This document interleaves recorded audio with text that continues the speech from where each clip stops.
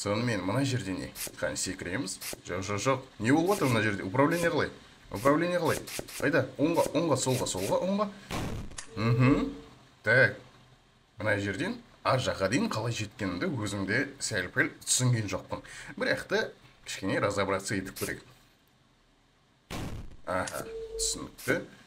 Мынау бізде центр точкадан былай жер планетасы күнді қалай айналады, сол сияқты.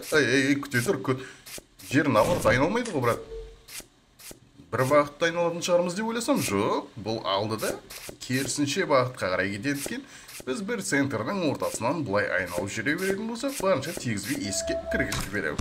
Мен бұны білем, мен бірінші әлемді өттім, екінші әлемді өттім. Бізді есік оңайлықпен алдына құшағын жайып қарсы алмайтынын бәріміз білеміз. Сол үшін жүгіріп көреміз, секіреміз. Ема. Мынау, как бы, бірінші әлемде болған уровень секілді.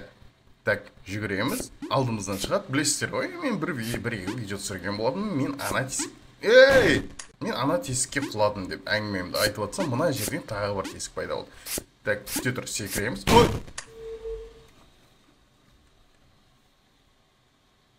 Түсінікті. Давай, күтеміз. Секіреміз. Күт, осы жерді.